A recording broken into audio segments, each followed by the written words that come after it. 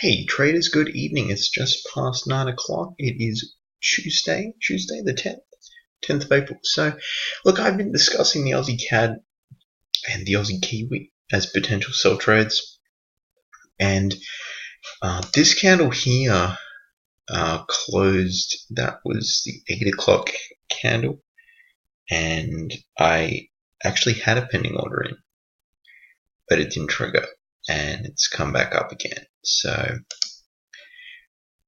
will I have another attempt at it? I will. This is going to be interesting to see if, there is going to be a bounce that takes place or if it's going to collapse. So, Aussie CAD, still watching.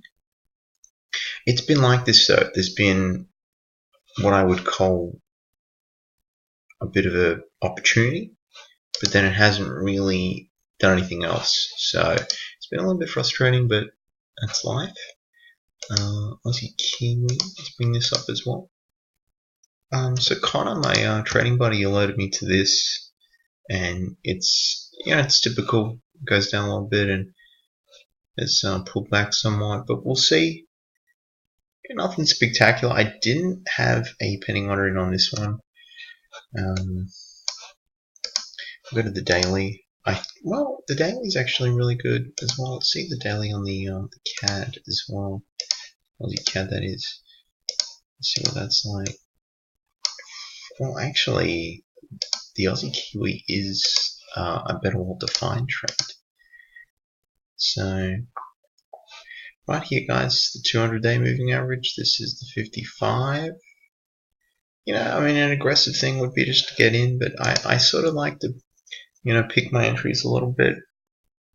I backtested this system, so the Bollinger Bands, it's more like a second criteria. I look for some expansion of these for a potential breakaway sort of play, but it's not essential, honestly. It's the price action is key. I've just got the weekly up. I just like to see the weekly for just to establish some support and resistance. One could say 103 is there. I wouldn't say anything.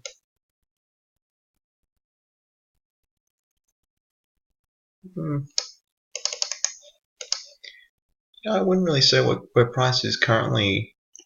There is major support, so you just look for that as a bit of a gauge. You don't want to be buying right into support.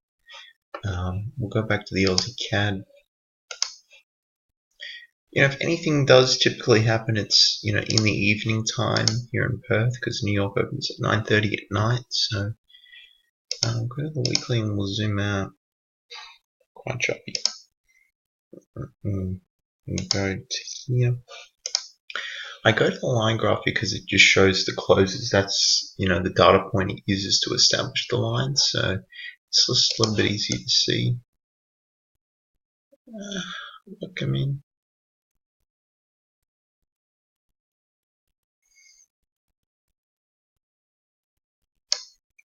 there's 1, 2, 3. There's a couple key. Go back to the 4 hours. So there is a little bit of support here. So it's interesting.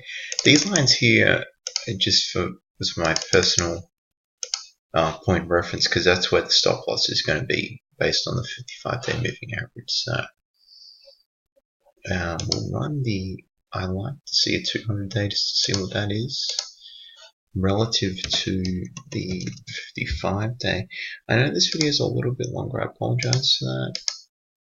Yeah, this is interesting. Both is okay. If you were to really be picky, the Aussie Kiwi is actually, it's very similar though, isn't it? The support is further away though, as you can see. So that's something to take into consideration. But both are potential trades. Have a look at see what the Aussie L is doing.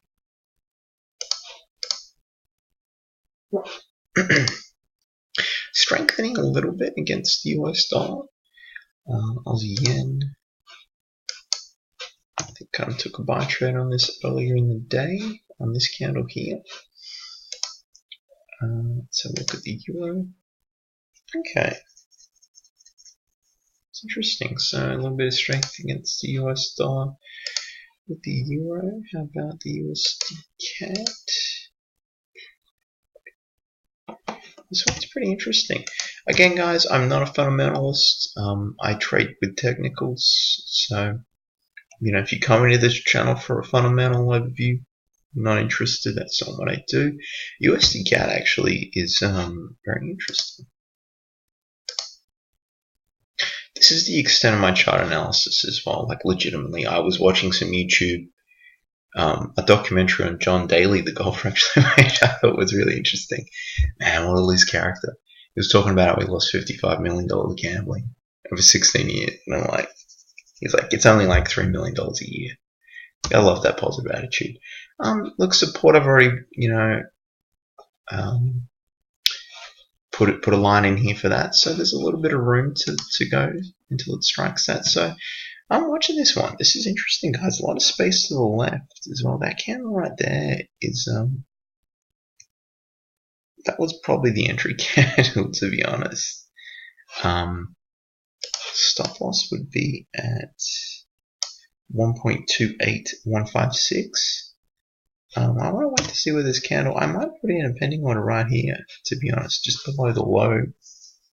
So the low is 126496. So I'd probably go like 4 to 94, just a 2 pip spread below the low. Just to account for the spread. And yeah, USDCAD, pretty nice. And with the trend as well. The pound, did I check that already? I didn't. Similar to the euro, so no trade on that. It's at 200.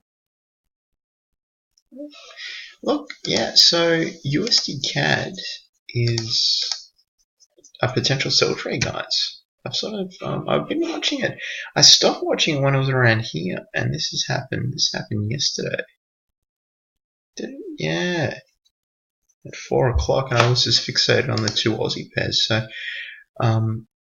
USDCAD or the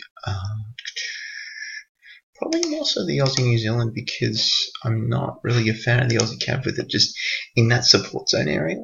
And I call it a zone because it's not an exact point.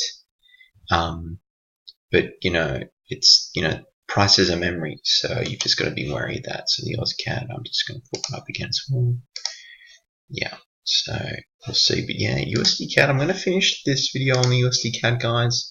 That is my potential sell trade idea. Thank you for watching. Bye for now.